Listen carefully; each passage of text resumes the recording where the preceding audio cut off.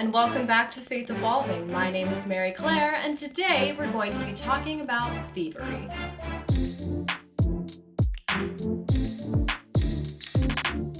Okay, so one of the big things that the Bible tells us not to do is steal, as per the 10 Commandments.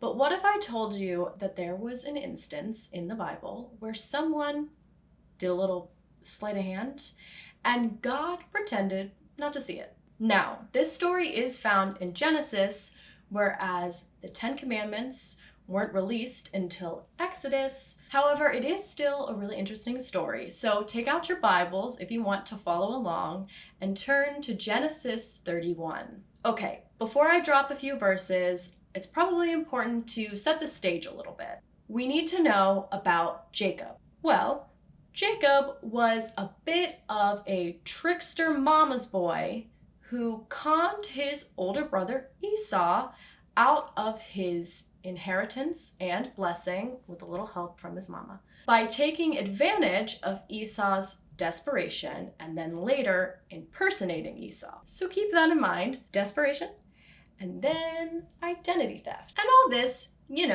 pissed off Esau, so Jacob had to flee to his uncle's house. There he met his cousin Rachel, who he desperately simped over.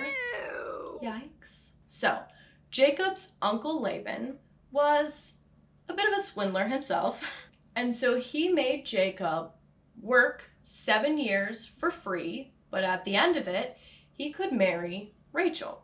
But Laban duped him, and on his wedding night, behind the veil, was actually Leah, the older sister, who Jacob didn't like as much, but now he was married to her. So Laban makes Jacob work another 7 years so he could finally marry Rachel. And then he does. So he's married to both sisters, both of which are his cousins. So taking TLC's sister wives way too far to the extreme, if you ask me. But again, I'm judging it by modern standards. But bare minimum award, incest is bad. And then Laban, switches it up on him again and makes him work a couple more years. But I think you're probably getting the idea, a bit of the karma that's at play. The trickster is now getting tricked. Okay, so Genesis 31. We're picking up at verse 3, but I am going to skip around just a little bit for the sake of brevity, but I'll keep the essence the same. Then the Lord said to Jacob, "Return to the land of your ancestors and to your kindred, and I will be with you." So Jacob sent and called Rachel and Leah into the field where his flock was, and said to them, "I see that your father does not regard me as favorably as he did before, but the God of my father has been with me. You know that I have served your father with all my strength, yet your father has cheated me and changed my wages 10 times, but God did not permit him to harm me." Then Rachel and Leah answered him, "Is there any portion of inheritance left to us in our father's house? Are we not regarded by him as foreigners? For he has sold us, and he has been using up the money given for us. All the property that God has taken away from our father belongs to us and to our children. Now then, do whatever God has said to you." So pause. Let's analyze for a moment and really refine what we are looking at. Keep an eye on Rachel.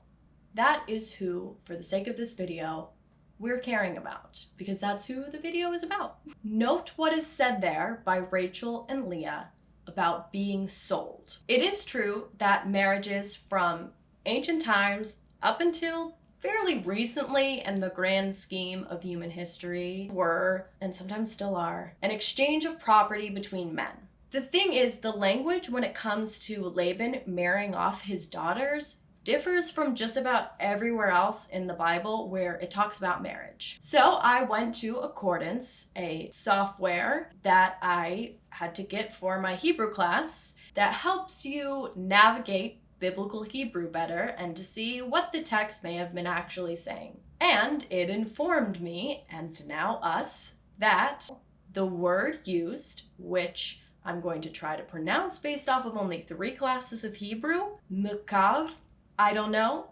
All I know is that there is a mem, a kaf, and a resh, and I'm trying. But that verb is only really ever used when it comes to the selling of slaves. Not marriage, slaves. So, citing the Women's Bible Commentary, 3rd edition, another one of my textbooks for Old Testament. Thus, bitterly and poignantly, the daughters of Laban describe themselves and their relationship to their father as exploited and dispossessed slaves, treated as foreign women unrelated to him. So essentially, they did not like their dad, because their dad did not treat them well. Keep all of this in mind as we continue. Back to Genesis 31, we're picking up at verse 19, and we're going pretty much straight through to 35. Now, Laban had gone to shear his sheep, and Rachel stole her father's household gods. And Jacob deceived Laban the Aramean, in that he did not tell him that he intended to flee. So he fled with all that he had. Starting out, he crossed the Euphrates and set his face toward the hill country of Gilead. On the 3rd day, Laban was told that Jacob had fled. So he took his kinsfolk with him and pursued him for 7 days until he caught up with him in the hill country of Gilead. But God came to Laban the Aramean in a dream by night and said to him, "Take heed that you say not a word to Jacob, either good or bad." Laban overtook Jacob. Now Jacob had pitched his tent in the hill country, and Laban with his kinsfolk camped in the hill country of Gilead. Laban said to Jacob, "What have you done? You have deceived me and carried away my daughters like captives of the sword. Why did you flee secretly and deceive me and not tell me? I would have sent you away with mirth and songs and tambourines and lyre." Sure. "And why did you not permit me to kiss my sons and my daughters farewell? What you have done is foolish. It is in my power to do you harm, but the God of your father spoke to me last night, saying, 'Take heed that you speak to Jacob neither good nor bad.' Even though you had to go because you longed greatly for your father's house, why did you steal my gods?" Jacob answered Laban, "Because I was afraid, for I thought that you would take your daughters from me by force. But anyone with whom you find your gods shall not live. And the presence of our kinsfolk, point out what I have that is yours and take it." Now Jacob did not know that Rachel had stolen the gods. So Laban went into Jacob's tent, and into Leah's tent, and into the tent of the 2 maids, but he did not find them. And he went out of Leah's tent and entered Rachel's. Now Rachel had taken the household gods and put them in the camel's saddle and sat on them. Laban felt all about in the tent, but did not find them. And she said to her father, "Let not my lord be angry that I cannot rise before you, for the way of woman is upon me." So he searched, but did not find the household gods. There was a lot there, but remember, we're focusing on Rachel. Here's what the text tells us. Rachel stole the household gods. She did not tell Jacob. When her father came looking for them, she sat on them and said, "For the way of woman is upon me." And so Laban didn't search her, and she got away with it. Bada bing, bada boom, perfect crime.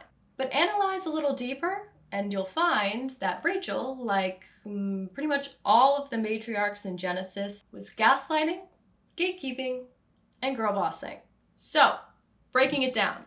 First up, what are household gods? And why did Rachel steal them? According to the footnotes of my NRSV study Bible, the household gods may have been figures representing ancestral deities. Possession of them ensured leadership of the family and legitimated property claims. It should be noted that these household gods weren't like intangible concepts or anything like that. Like they were physical, like little statuettes that she very easily could have concealed with her. And there are a lot of theories as to why Rachel stole them. Some of them being she wanted to save her father from idol worship so that he could worship the one true God instead.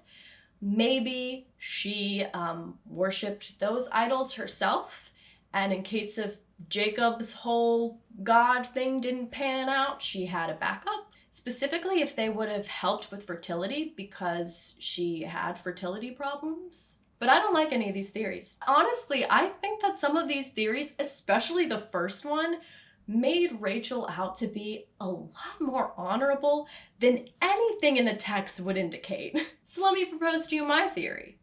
I think she did it out of pure spite. We already know that Rachel did not have a high opinion of her father at all. He treated her as property. What better way to get back at him than to steal his property? We're told that the household gods could signify being like the head of the family and leadership and legitimize property claims. So maybe you could be like, oh, maybe she's stealing them on behalf of Jacob, but remember, she didn't tell Jacob. And nowhere else in the text do we see that she told Jacob later. So truly, I think it was just retribution. And I dig it. I honestly do. So, how does she get away with it? Why didn't Laban check where she was? Well, she tells him she's on her period. That's what the way of woman is, menstruation. And why does it work? Purity laws. Being on one's period rendered one unclean, and there were certain regulations on how other people could interact with you while you were menstruating, and also the things that you touched, especially things that you sat on. It's no surprise that Laban was like, okay, I won't check there. So we know that Rachel's statement was incredibly effective at not getting caught, but was she telling the truth? We don't actually know, but I think there are some signs in the text that point to the fact that she was fibbing. In other instances where a character is announcing to other people something, it is first confirmed by the narrator. Some examples.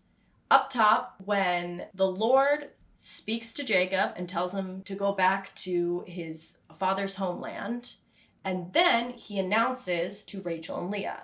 Then again, when God speaks to Laban, and then later, Laban then tells everyone else. This doesn't happen with Rachel. The narrator doesn't say, well, Rachel was menstruating. Only Rachel tells people that she's menstruating. So there's kind of a high probability that she was lying through her teeth. So, lying and stealing?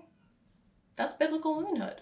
And finally, note that God didn't say a single thing about Rachel's behavior. So I'm not saying God is condoning stealing, but I'm not saying God is condoning stealing. So when in doubt, if you're in trouble, claim you're on your period.